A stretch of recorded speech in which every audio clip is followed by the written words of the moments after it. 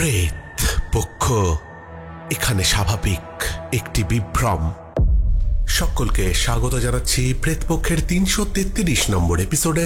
আশা করি তোমরা সকলে সুস্থ আছো, ভালো আছো। আর আজকে শনিবার রাত 10টা বেজে গেছে। তোমরা সকলে হেডফোন কানে লাগিয়ে প্রস্তুত হয়ে গেছো ভয় পাওয়ার জন্যে। আজকের এপিসোডে থাকছে দুটো ঘটনাই পাঠিয়েছে জামশেদপুর থেকে উন্মেষ চক্রবর্তী। উন্মেষ আমাদেরকে এর আগেও বহু ঘটনা পাঠিয়েছে এবং ইউনিক ঘটনা পাঠিয়েছে, যে ঘটনাগুলো তোমাদের প্রচন্ড ভালো লেগেছে। আশা করি এই দুটো ঘটনাও তোমাদের ভালো লাগবে। প্রথম ঘটনায় থাকবে এক নবজাতকের নাভির সুতো মাটিতে পড়ে যাওয়ার পর তার সাথে কি ঘটেছিল। একটা ইউনিক ঘটনা, এরকম ঘটনা আগে আমাদের প্রেতপক্ষে আসেনি। আর দ্বিতীয় ঘটনা থাকবে একটা আয়নাকে নিয়ে, অদ্ভুত ভৌতিক ঘটনা। এই আয়নাকে ঘিরে কিন্তু নানা জাতি ধর্মে বহু ভৌতিক কুসংস্কার প্রচলিত আছে। বাংলার গ্রামাঞ্চলেও এই বিশ্বাস রয়েছে যে রাতের বেলায় ঘরে যদি আয়না থাকে তার সামনে একটা পর্দা টাঙানো উচিত, না হলে নাকি অশরীরীর উপদ্রব ঘটে। যাই হোক, বিস্তারিত এখন বলে লাভ নেই। ঘটনাটা কেমন সেটা শুনতে হবে। এক ফোঁটাও দেরি না করে চলে যাচ্ছি আজকের প্রেতপক্ষের ৩৩৩ নম্বর এপিসোডের প্রথম ঘটনায়। নমস্কার রাজদা, আজকে আমারই এক বন্ধুর ঘটনা তোমাকে লিখে পাঠাচ্ছি। তার নাম অরিন্দম। পদবি উল্লেখ করলাম না বিশেষ কিছু কারণে। আর এই ঘটনায় যে সরকারি হাসপাতালের নাম উল্লেখ রয়েছে সেটাও আমি গোপন রাখছি। আর আমার বন্ধুর জবানিতে ঘটনাটা লিখছি। আমার নাম অরিন্দম, পেশায় ব্যাংকের অফিসার। এই ঘটনা ঘটেছিল আমার জীবনের সবচেয়ে আনন্দের সময়, বছর 17 আগে। আমার স্ত্রী মধুমিতা যখন আমাদের প্রথম সন্তানকে জন্ম দিতে চলেছে সেই সময়। উন্মেষ আমাকে এই ঘটনা বহু আগেই প্রেতপক্ষে শেয়ার করতে বলেছিল, নানান কারণে হয়ে ওঠেনি। আজকে সময় বার করে ঘটনাটা লিখে পাঠাচ্ছি। সরকারি হাসপাতালের মাতৃ ও শিশু শাখায় স্ত্রীকে ভর্তি করানো হলো। যেদিন ভর্তি করিয়েছিলাম সেই দিন হাসপাতালে প্রচন্ড ভিড়, নার্স এবং ডাক্তারদের খুব চাপ। তার উপর গরমও পড়েছিল অসহ্য, একেবারে বিতিকিচ্ছিরি অবস্থা। ভর্তি হওয়ার পরের দিন সম্ভাব্য ডেলিভারি ডেট, কিন্তু সেই দিন দুপুর 2টো নাগাদ নার্স এসে আমাকে বলল, আপনার বউয়ের লেবার পেন উঠেছে, হয়তো আজকেই ডেলিভারি হবে। আমি আনন্দে আত্মহারা হয়ে উঠলাম। ছুটে গেলাম বউকে দেখতে। বউকে অপারেশন থিয়েটারে নিয়ে যাওয়া হলো। ঘন্টা দেড়েক পর সেই নার্স আমাদেরকে এসে বলল, স্যার ছেলে হয়েছে, মা ছেলে দুজনেই ভালো আছে। আমি আনন্দে ছুটে গেলাম দরজার বাইরে থেকে দেখতে পেলাম আমার ছোট্ট ছেলেটি শান্তভাবে শুয়ে আছে, হাত পা নাড়াচাড়া করছে। দূর থেকেই বুঝতে পারলাম আমারই মতো গায়ের রং ফর্সা হয়েছে, যদিও আমার স্ত্রীর গায়ের রঙও কালো নয়।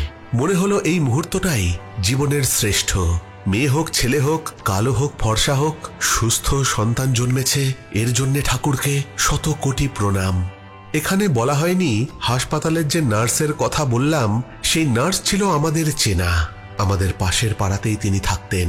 হাসপাতালের আয়া তখন নাভির কাছের সুতো কাটছিল। কাটার পর সেই সুতোর ছোট্ট টুকরো কিছুতে করে একটা মুড়িয়ে নার্সকে দিল। হঠাৎ নার্সের হাত থেকে সেই সুতোটা টুক করে মাটিতে পড়ে যায়। নার্স তাড়াতাড়ি তুলে নিয়ে সেটাকে ফেলে দেয় ডাস্টবিনে। তারপর হাসতে হাসতে বলল, এ তো নোংরা হয়ে গেছে, নতুন সুতো লাগাতে হবে। আমার বউকে যখন বেডে দিল তখন আমি তাকে জড়িয়ে ধরলাম, বললাম, তুমি আমাকে জীবনের শ্রেষ্ঠ উপহার দিলে।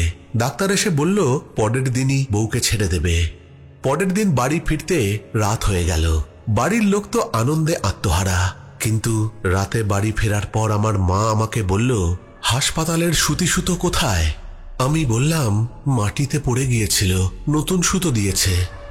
মা যেন কেঁপে উঠল, বলল, মাটিতে পড়েছিল? মা গো, রক্ষে করো রঘুবীর, এই ছেলেকে নজর ছাড়াতে হবে, নইলে অপদেবতা ঢুকে পড়বে। নবজাতকের নাভি খুব দুর্বল জায়গা, অপদেবতা এখান দিয়েই শরীরে ঢোকে।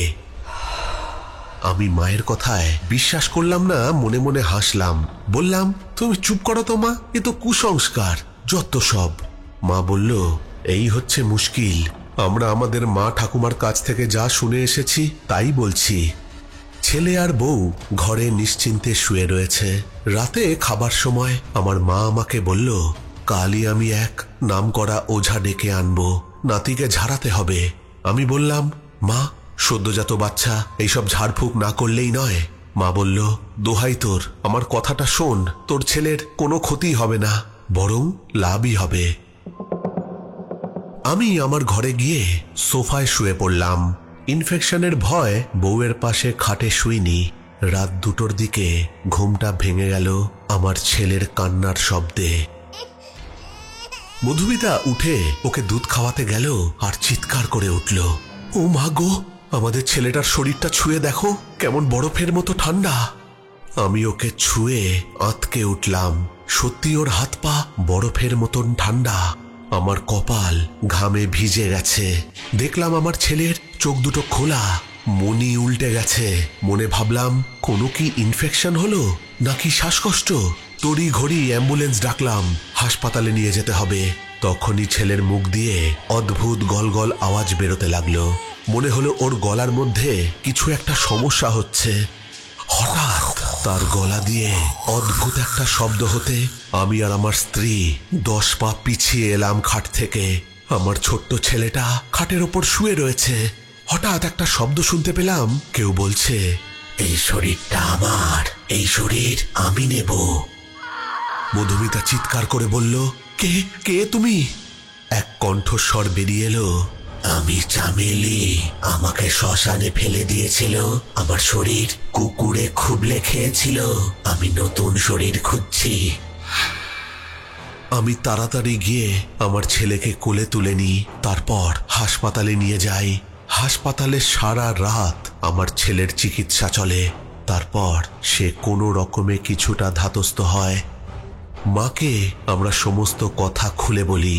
3 দিন পর আমার ছেলেকে যখন হাসপাতাল থেকে ছেড়ে দেয়, মা সেই দিনই তার পরিচিত এক ওঝাকে বাড়িতে ডেকে নিয়ে আসে। ওঝা বাড়িতে এসে আমার ছেলেকে দেখেই বলল, ও বাবা, তোমার নাতির শরীরে তো অপদেবতা প্রবেশ করেছে। ওর নাভির সুতো মাটিতে পড়েছিল নাকি? এই ফাঁকে ওর শরীরে প্রেত ঢুকে গেছে। তিনি অসংখ্য ধূপকাঠি জ্বালালেন, নিমপাতা আর লাল সুতোর গিট দিয়ে শিশুর গলায় বাঁধলেন। আমি আর আমার স্ত্রী চুপচাপ দাঁড়িয়ে রইলাম।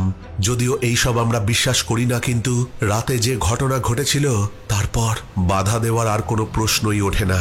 তারপর ওঝা কি সব মন্ত্র পড়তে শুরু করলেন, যেগুলো আমাদের বোধগম্য হলো না। কিছুক্ষণ পরেই আমাদের সদ্যজাত ছেলেটি গড়াগড়ি খেতে লাগলো, গলা ফাটানো কান্না। আমার স্ত্রী বিচলিত হয়ে ওঠে। হঠাৎ একটা কণ্ঠস্বর ভেসে আসে, আমি যাব না, আমি যাব না, এই শরীর আমার, আমি এর শরীরের মাধ্যমে আবার বাঁচতে চাই। ওঝা জোরে জোরে বলল, তোর জন্মের অধিকার নেই, তুই অপমৃত্যুর প্রেত, তোর জন্য অন্য গর্ভ আছে, এই শিশুর শরীর থেকে বেরো, বেরো বলছি। বলে আমার ছেলের গায়ে সেই ওঝা মন্ত্রপুত চূর্ণ ছুঁড়ে দেয় আর কি একটা গাছের ডাল দিয়ে মাথা থেকে পা অবধি বোলাতে থাকে। আমার ছেলে চিৎকার করে ওঠে আর তার মুখ দিয়ে এক ঘন কালো থকথকে এক তরল পদার্থ বেরিয়ে আসে। পুরো ঘরে পচা গন্ধে ভরে যায়।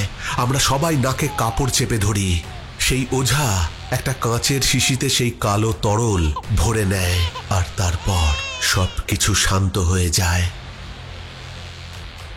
ওঝা বাবাজি যাওয়ার আগে আমাদেরকে বলে যায়, বাচ্চার নাভির সুতো মাটিতে পড়লে এরকমই হয়। নবজাতকের শরীর সবচেয়ে দুর্বল। ভূত পিশাচ অপদেবতা সহজ পদ্ধতিতে এদের শরীরে ঢুকে যেতে পারে। তারপর সেই ওঝা আমার মাকে বলে, তোমার সেই রাতেই আমাকে ডাকা উচিত ছিল। যাক, খুব বেশি দেরি হওয়ার আগে তোমার নাতি বেঁচে গেল। পরদিন আমাদের ছেলে পুরোপুরি সুস্থ হয়ে ওঠে। ডাক্তারেরাও অবাক হয়েছিল। তার যে কি হলো কোনো উত্তরই ডাক্তাররা দিতে পারেনি। তারা বলেছিল কোনো রকম ইনফেকশন হতে পারে। কিন্তু আমার মনে, আমার স্ত্রীর মনে এবং আমার মায়ের যে অভিজ্ঞতা হয়েছিল সেই রাতে, সেই ঘটনা আমরা কোনো দিনই ভুলব না। সেই অদ্ভুত কণ্ঠস্বরের শব্দ আজও আমাদের কানে বাজে। আমি এই ঘটনার পর বুঝেছি আমার মা হয়তো গ্রামে মানুষ হয়েছে, তাই জন্যে তার মন নানা কুসংস্কারে আচ্ছন্ন। কিন্তু গ্রাম্য কিছু কুসংস্কারের পেছনেও কিছু না কিছু বাস্তব যুক্তি থাকে, হোক না সেটা জীবাণুর ভয়, সংক্রমণের ভয় কিংবা অশরীরীর ভয়। সাবধানতা জীবনের রক্ষা কবচ।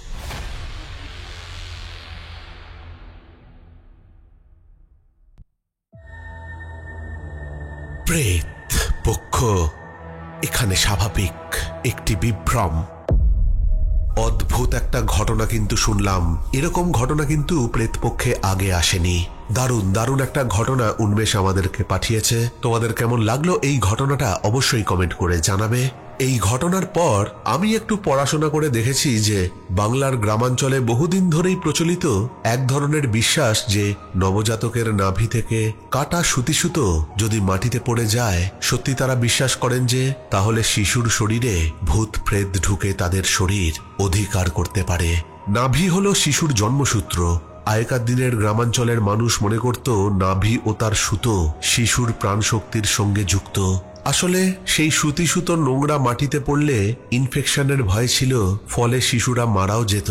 সেই থেকেই এই কুসংস্কারের জন্ম। তান্ত্রিকদের মতে নাভির সঙ্গে যুক্ত সুতো শিশুর আত্মিক সুরক্ষার প্রতীক, তাই সুতোকে পুঁতে বা গঙ্গায় ভাসিয়ে বিশুদ্ধ করার কথা প্রচলিত আছে। দারুণ একটা ঘটনা কিন্তু শুনলাম। তোমরাও যদি এরকম ঘটনা আমাকে পাঠাতে চাও তাহলে পাঠিয়ে দিতে পারো আমাদের প্রেতপক্ষের অফিসিয়াল ইমেল আইডিতে pretpokho@gmail.com এ। ঘটনা পাঠাতে পারো আমাদের প্রেতপক্ষের ফেসবুক পেজ ইনবক্সে। আর সব থেকে সহজ উপায় হচ্ছে হোয়াটসঅ্যাপ করা। হোয়াটসঅ্যাপ নাম্বার হচ্ছে 9432129921। এখানে তোমরা ঘটনা টেক্সট বা ভয়েস করে পাঠিয়ে দিতে পারো। তবে ঘটনা পাঠাবার আগে একটা জিনিসই দেখে নেবে যে সেই সব ঘটনা যেন যে কোনো সোশ্যাল মিডিয়া প্ল্যাটফর্ম থেকে তুলে নেওয়া বা কপি করে নেওয়া ঘটনা যেন না পাঠিয়ে দাও, কেননা কপিড কন্টেন্ট শোনালে কপিরাইট ক্লেম আসবে, আর কপিরাইট ক্লেম এলে আমাকে সেই ভিডিও বা সেই এপিসোড ডিলিট করে দিতে হবে। চলে যাব আজকের দ্বিতীয় ঘটনায়। দ্বিতীয় ঘটনাও পাঠিয়েছে উন্মেষ চক্রবর্তী। এক ফোঁটাও দেরি না করে চলে যাচ্ছি আজকের প্রেতপক্ষের 333 নম্বর এপিসোডের দ্বিতীয় ঘটনায়। নমস্কার রাজদা। আজকের যে দ্বিতীয় ঘটনাটা তোমাকে লিখতে চলেছি সেটা আমারই এক বান্ধবীর সাথে ঘটে যাওয়া ঘটনা, যার নাম পূরবী। সে একজন ফ্যাশন ডিজাইনার। তারই জবানিতে ঘটনাটা শুরু করছি। আমার নাম পূরবী, আমি এক ফ্যাশন ডিজাইনার। ঘটনাটা ঘটেছিল গত বছর পুজোর ঠিক আগে। তখন কাজের চাপও ছিল তুঙ্গে। রাতের পর রাত মেশিনের শব্দ, কাপড়ের কাটিং, ডিজাইন, মডেল ফিটিং সব সামলাতে গিয়ে একেবারে ক্লান্ত হয়ে পড়েছিলাম। আমাদের স্টুডিওর একটা ছোট্ট রেস্টরুম আছে। রাত হলে সেখানেই যেতাম। রেস্টরুমে একটা বড় পুরনো আয়না লাগানো ছিল। কাঠের খোদাই করা ফ্রেম, নিচে সাপের মুখের মতো অদ্ভুত কার্ভিং। দেখতে বেশ ছিল সেই আয়নাটা। এখানে বলে রাখি যে স্টুডিওটা আমি ভাড়া নিয়েছিলাম সেটা অত্যন্ত স্বল্প মূল্যে আমি পেয়ে যাই। আমাকে এই স্টুডিওতে খুব একটা বেশি কিছু সাজাতেও হয়নি। একেবারে ফার্নিশড স্টুডিও। ভাড়া এতটাই কম যে আমি আর দ্বিতীয়বার ভাবিনি অন্য জায়গা খোঁজার। যে দিনটার কথা এবার বলবো, সেই দিনটাতে স্টুডিও থেকে বেরোতে আমার প্রায় রাত 1টা বেজে গিয়েছিল। আমি রেস্টরুমে ঢুকে ফেস ওয়াশ করতে গিয়ে হঠাৎ আয়নায় চোখ পড়তেই চমকে উঠলাম। নিজের চুল এলোমেলো, চোখ লাল, ক্লান্ত চেহারা দেখে বুক ধকধক করে উঠল। মনে হলো সেই আয়নার ওপর আমার প্রতিফলনটা একেবারে অন্যরকম। আর আমার একটা অদ্ভুত জিনিস মনে হলো, আমি যেভাবে দাঁড়িয়ে রয়েছি আমার প্রতিফলনটা ঠিক অন্যভাবে দাঁড়িয়ে রয়েছে। আমি সেই দিক থেকে মুখ ফিরিয়ে নিই। তারপর মুখ ধোয়ার সময় ভাবতে থাকি, সারাদিন কাজ করলে এমনই হয়, মনে হয় পাগল হয়ে যাচ্ছি। রেস্টরুমে আমি ফ্লোর ম্যাট পেতে শুয়ে পড়লাম। চারিদিক নিঝুম, শুধু মাথার ওপর পাখার ঘর ঘর আওয়াজ। হঠাৎ মনে হলো কেউ আমাকে ডাকছে, কিন্তু খুব আস্তে, অনেকটা ফিসফিসিয়ে। পূরবী, পূরবী, পূরবী, পূরবী। আমি উঠে বসলাম, চারিদিকে তাকালাম, কেউ কোথাও নেই। ঝপ করে লোডশেডিং হয়ে যায়। পুরো ফ্লোর অন্ধকার। আমি একটা মোমবাতি জ্বালাই আর রেস্টরুমের সেই আয়নার সামনে রেখে দিই। আমি খুব একটা ভয় পাই না অন্ধকারে, কিন্তু সেদিন আমার কেমন একটা বিশ্রী অনুভূতি হচ্ছিল। আমি শুতে যাব, হঠাৎ আমি দেখতে পেলাম আয়নায় আমি আমাকে দেখতে পাচ্ছি, আর ঠিক আমার পেছনে একজন মহিলা দাঁড়িয়ে আছে। শাড়ি পরা, তার মুখটা একদিকে ঝুঁকে আছে, চুল পুরো সামনের দিকে ঝুলে পড়েছে, হাতগুলো অসম্ভব লম্বা। ঠান্ডা ঘাম আমার কপাল বেয়ে মাটিতে পড়ল, আমার গলা শুকিয়ে গেছে। সাহস করে পেছনে ঘুরে তাকালাম, কেউ নেই সেখানে। আবার আয়নার দিকে তাকালাম, এবার আমি স্পষ্ট দেখতে পেলাম সেই মহিলা এখনো সেখানেই দাঁড়িয়ে আছে। সেই মহিলা মাথা তুলল, আমি দেখতে পেলাম চোখের কোটর দুটো ফাঁকা, নাক নেই, আর ঠোঁট দুটো ছিঁড়ে ঝুলছে। কি বিভৎস দৃশ্য! আর তার মধ্যেই সে ঠোঁট ফাঁক করে বলল, আমাকে দেখতে পাচ্ছিস? তোর আত্মা এখন আমার।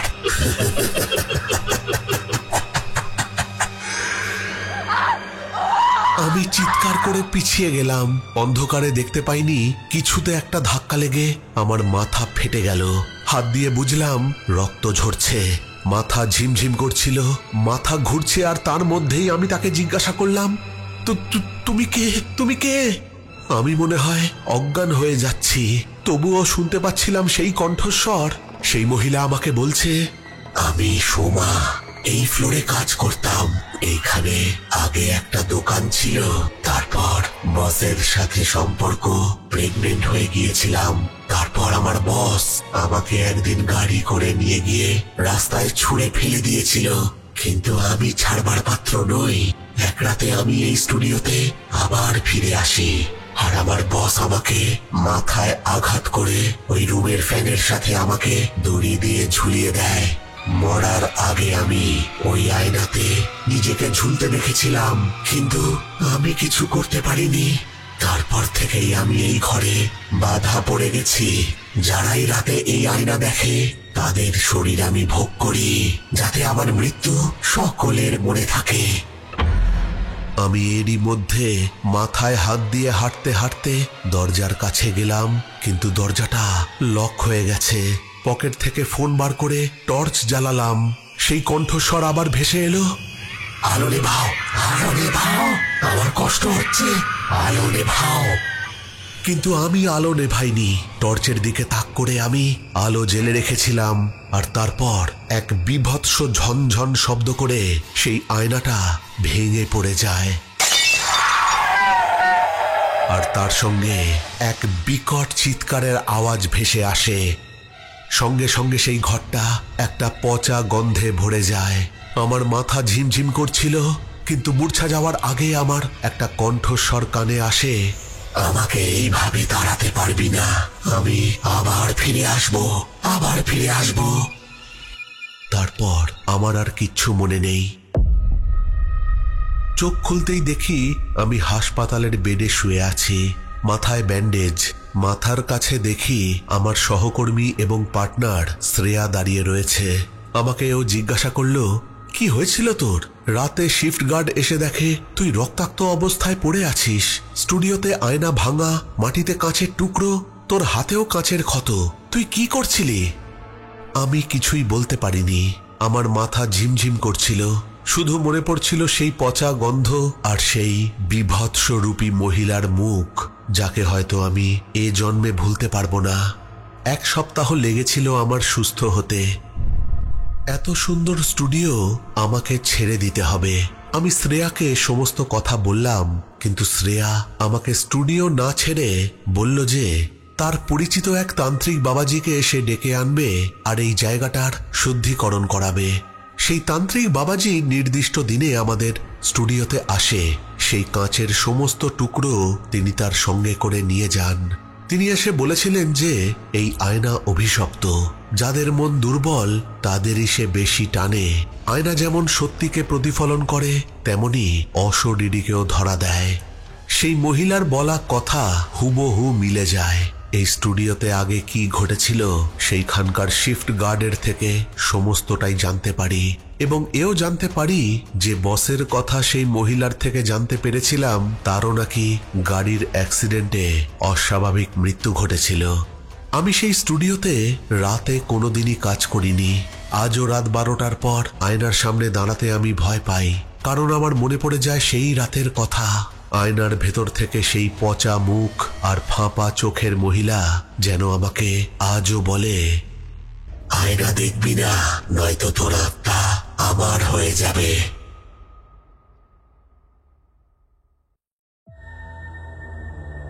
প্রেত পক্ষ এখানে স্বাভাবিক একটি বিভ্রম। অদ্ভুত অদ্ভুত একটা ঘটনা কিন্তু শুনলাম। সত্যি কথা বলতে আয়নাকে ঘিরে নানা জাতি ধর্মে বহু ভৌতিক কুসংস্কার প্রচলিত আছে। বাংলার গ্রামাঞ্চলেও এই বিশ্বাস রয়েছে যে রাতের বেলায় আয়না দেখা উচিত নয়। প্রাচীন ভারতে এবং ইউরোপেও আয়নাকে আত্মা ও বাস্তবের মধ্যবর্তী দরজা বলে মনে করা হয়। কিন্তু যদি সাইকোলজিক্যাল ডিসঅর্ডার মনে করো, ব্যাপারটা হচ্ছে রাতের বেলায় বা মাঝরাতের পরে আমাদের শরীরে মেলাটোনিনের মাত্রা একেবারে উচ্চ পর্যায়ে গিয়ে দাঁড়ায়। দেহ মন ক্লান্ত থাকে, দৃষ্টি বিভ্রম ও ভয়ের প্রকোপ বেশি হয়। তাই জন্যে আমরা অনেক সময় ভুল জিনিসও দেখতে পাই। অনেকে আবার এমনও বিশ্বাস করে যে যদি কোনো মানুষের মৃত্যু হয় কোনো ঘরে, সেই ঘরের আয়নাগুলোকে ঢেকে দিতে হয়, না হলে মৃত আত্মা আয়নায় বন্দী হয়ে যায়। যারা মানার তারা মানে, যারা কুসংস্কার বলে উড়িয়ে দেয় তাদের কথা আলাদা। তবে আমাদের উদ্দেশ্য কুসংস্কার ছড়ানো নয়। আমরা শুধুমাত্র এইসব ঘটনা মনোরঞ্জনের জন্য শুনব, আর প্রেতপক্ষ সবসময়ই এইসব ঘটনা এন্টারটেনমেন্টের জন্য বা মনোরঞ্জনের জন্য শোনায়। আর তোমাদেরও অনুরোধ করব যে তোমরাও এইসব ঘটনা মনোরঞ্জনের জন্যই শুনবে। আর অবশ্যই ঘটনা ভালো লাগলে একটা লাইক দিয়ে দেবে, কমেন্ট তো অবশ্যই করবে, কেননা তোমাদের কমেন্ট আমাদের কাছে অত্যন্ত জরুরি। আর এবার তোমাদেরই পাঠানো কমেন্ট পড়ে নেওয়ার পালা। চলে যাব একটু শাউট আউটের দিকে। কমেন্ট করেছে অমিত দুবে, লিখেছে অসাধারণ এপিসোড দাদা। কমেন্ট করেছে সোনালি, লিখেছে দাদা আবারও চলে এলাম ঘটনা শুনতে। আমি চেন্নাই থেকে শুনছি, লাস্ট ঘটনাটা খুবই ভালো ছিল। জিনের ঘটনা শুনতে খুবই ভালো লাগে, এরকম জিনের ঘটনা আরো চাই। লাভ ইউ অল প্রেতপক্ষ পরিবার। কমেন্ট করেছে শ্যামল মিত্র, পায়েলস ওয়ার্ল্ড, নন্দিতা পাল, হিনা শেখ, লিখেছে কেমন আছো রাজদা, অনেকদিন পরে আবার ফিরে এলাম তোমাদের কাছে। কমেন্ট করেছে সানি সর্দার। তিথি সাহা তার কমেন্টের মাধ্যমে একটা ইনফরমেশন শেয়ার করেছে, লিখেছে দাদা ঢাকার উত্তরাতে অবস্থিত মাইলস্টোন স্কুল অ্যান্ড কলেজের উপর বাংলাদেশ বিমানের একটি প্রশিক্ষণ যুদ্ধ বিমান নিয়ন্ত্রণ হারিয়ে পড়ে গিয়ে আগুন ধরে যায়। পাইলট সোলো ফ্লাইং প্রশিক্ষণ নিচ্ছিল। ফ্লাই করার কিছুক্ষণের ভেতর ইঞ্জিন হঠাৎ করে বিকল হয়ে যায়। তখন পাইলটকে ইজেক্ট করতে অর্ডার দেওয়া হলেও তরুণ পাইলট শেষ মুহূর্ত পর্যন্ত চেষ্টা করে কোনো ফাঁকা জায়গায় বিমানটাকে নিয়ে যাওয়ার। অবশেষে তিনি স্কুলের ফাঁকা মাঠ টার্গেট করেন এবং শেষ মুহূর্তে বিমান বিধ্বস্তের 1 সেকেন্ড আগে ইজেক্ট করেন, কিন্তু কম দূরত্ব থাকায় তার প্যারাশুট খোলার আগেই তিনি মাটিতে পড়ে আঘাত পান এবং পরে মারা যান। আর বিমানটি স্কুলের ভেতরে ভেঙে পড়ে, আর ফলে অনেক ছোট ছোট বাচ্চারা এবং কয়েকজন শিক্ষক শিক্ষিকা কর্মচারী প্রাণ হারান বিমানের আগুনে পুড়ে। এটা খুবই হৃদয় বিদারক ঘটনা আমাদের বাংলাদেশের জন্যে। থ্যাংক ইউ জানাচ্ছি তিথিকে এই কমেন্টের মাধ্যমে আসল যে ঘটনাটা ঘটেছিল সেটা শেয়ার করার জন্যে। আর যেই এপিসোডের শাউট আউট আমি পড়ছি, সেই এপিসোডের শেষে শান্তা আক্তার মুন্নি আমাদের এই বিমান দুর্ঘটনার কথা জানিয়েছিল, আর তারই জন্য তিথি আমাদের পুরো ব্যাপারটাকে কমেন্টের মাধ্যমে জানিয়েছে যে আসলে কি ঘটেছিল। কমেন্ট করেছে বাবাই দাস, অভি স্টুডিও, নবনীতা দে, স্বপ্না বজল, শর্মিষ্ঠা চ্যাটার্জি, লিখেছে দুটো ঘটনাই খুব ভালো লাগলো দাদা, আর আপনার ভয়েসে শুনতে দারুণ লাগে। কমেন্ট করেছে অভিজিৎ ভৌমিক, তন্ময় আচার্যি, শ্যামল মিত্র, মঙ্গল মুখার্জি, বন্দনা মাঝি, শ্রেয়শ্রী বড়ুয়া, সুদেশনা সিনহা রয়, চুমকি ঘোষ, অজন্তা হোর, ইসমাইল কমেডি, রিয়া সর্দার, গীতা গোস্বামী, অনির্বাণ বিশ্বাস আর মোহাম্মদ মঞ্জু। এই সবকটা কমেন্টই এসছে কবরখানায় মৃত মানুষের হাড় খেতে আসা 2 জিনের গ্রামের মেয়েকে ধরে নিয়ে যাবার ঘটনা, প্রেতপক্ষের 331 নম্বর এপিসোডকে উদ্দেশ্য করে। তাহলে আজকের মতো এখানেই শেষ করছি। ফিরে আসবো পরের সপ্তাহে নতুন কোনো ঘটনা নিয়ে। ততক্ষণের জন্য তোমরা সকলে ভালো থেকো। Love you all, tata.